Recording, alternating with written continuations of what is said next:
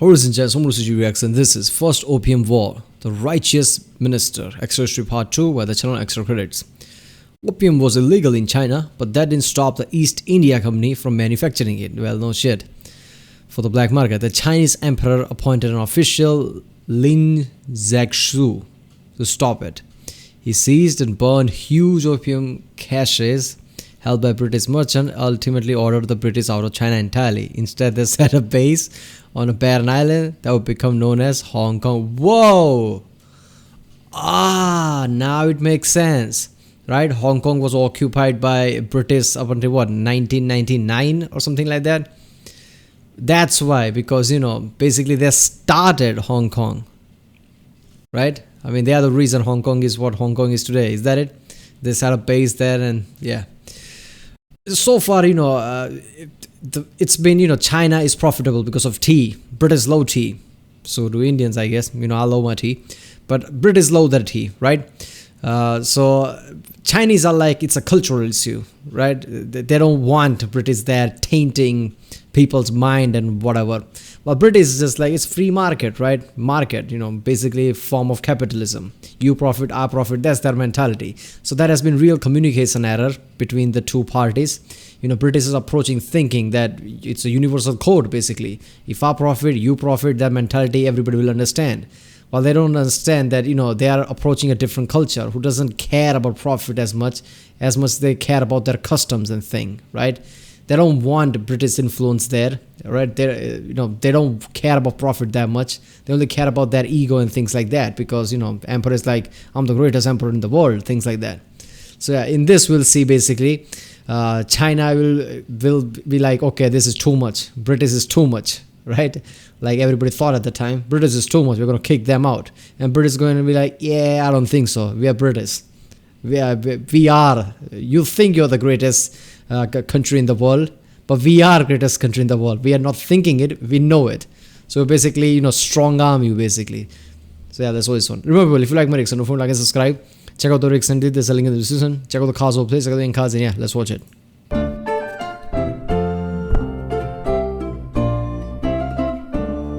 Last we left off, the treasury of the British Empire was flowing into China, and the Honorable East India Company was still reeling under the staggering debt it owed the government for underwriting its military conquests in India.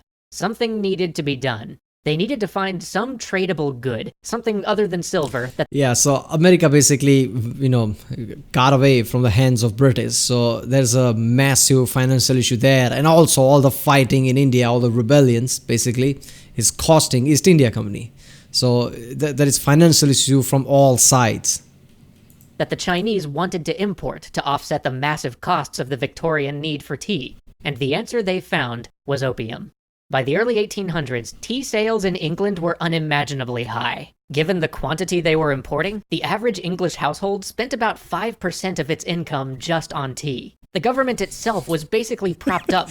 Look, man, tea is not essential food, right? You don't need tea to survive. It's just ridiculous how, British are basically like how people are addicted to cocaine. They're addicted to tea at the level that they are ready to basically go against war against China. I think they are going to do that in the next part or something. I don't know. I'm just guessing here. But yeah, they are really hung up on tea right now. That they are ready to do anything for tea. Tea is just commodity, right? It's not essential. By the tea trade. Because the government had lent the Honorable East India Company so much money to conquer parts of India, and because a huge portion of the East India Company's revenue came from transporting tea from China, the country was even more dependent on the tea trade, as that revenue was being used not only to repay the debt the company had incurred, but to pay interest on it.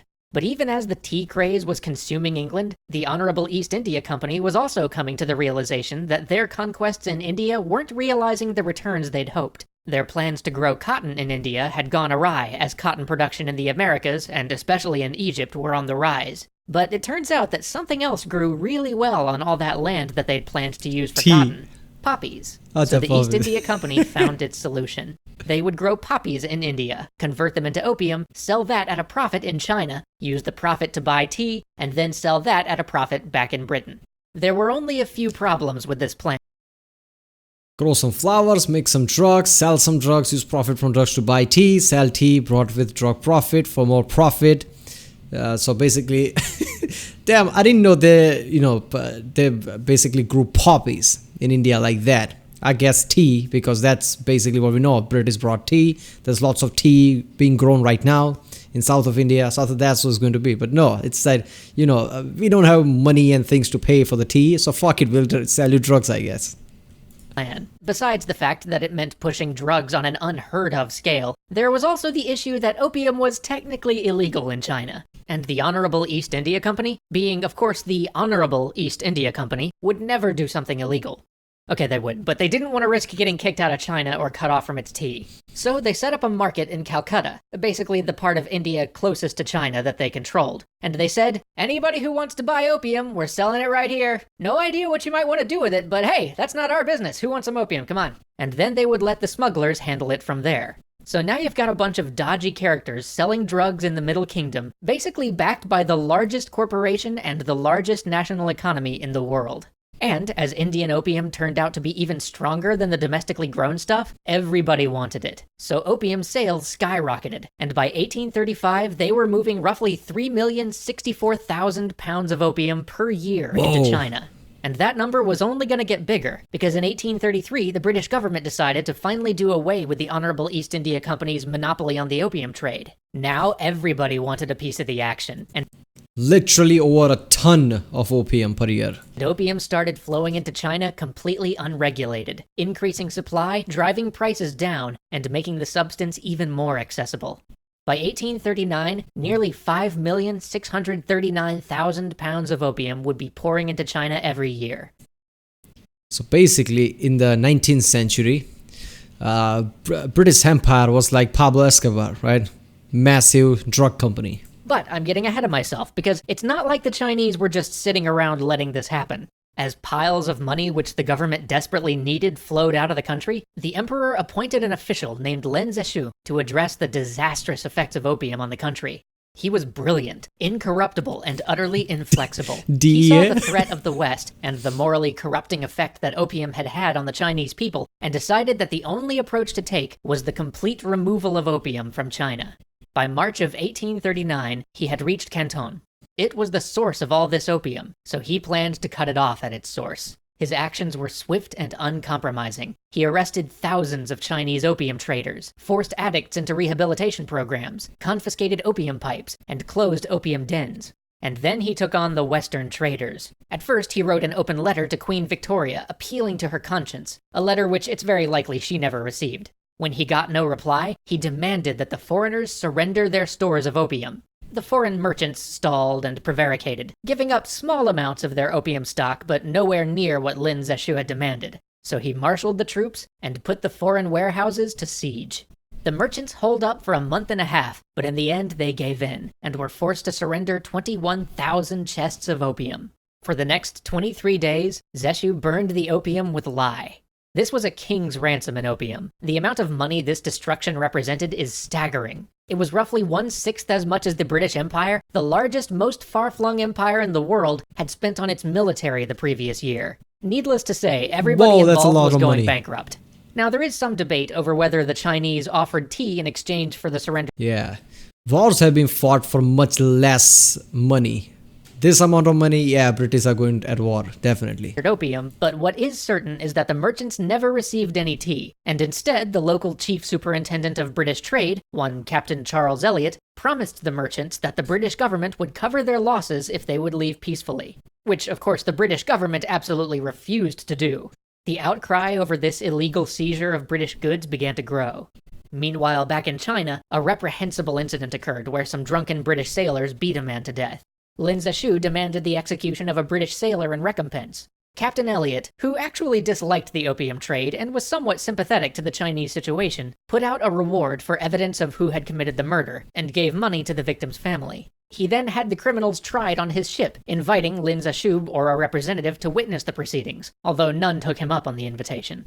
He sentenced the men to hard labor back in England. But this wouldn't work for Lin Zexu. After all, the whole point of his demand was to show that foreigners couldn't just violate Chinese law on Chinese soil. So in response, he stopped all food being supplied to the British and posted signs telling them that frothier water sources had been poisoned.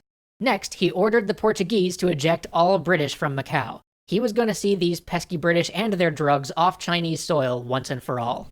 So the British retreated to a barren nothing island off the coast. A barren nothing island that will eventually be known as Hong Kong. Their food crisis was at a head, though. Captain Elliot sent a request for food sales to resume. The response was delayed, so he sent men ashore to buy food. But as they were heading back, these provisions were seized by Chinese officials. Soon, a firefight broke out between the blockading Chinese junks and the British ships, and thus began the First Opium War. Yeah. We all know how this is gonna go, right? I'll be surprised if it doesn't go bad for Chinese, knowing how powerful British were at the time. Even broke, but still they were powerful. Their navy and everything, they were immensely powerful on this time. So I would be surprised, if Chinese don't go down or something at certain level at least. If they actually put a fight and British loses, that would be surprising. But yeah, that was First Opium War. The Righteous Minister, Extraterrestrial Part 2. You can't blame the Chinese at this point. But then again, their, old thinking, old cultural thinking brought this all up. British were kind of trying to push that, you benefit, I benefit, let's do trading. While Chinese just wanted British to stay away. I mean, this was kind of inevitable. Alright people, if you like my reaction, don't forget to like and subscribe. Check out the lyrics and they're selling in the season. Check out the cast of plays, check out the cards, and yeah, I'll see you next time.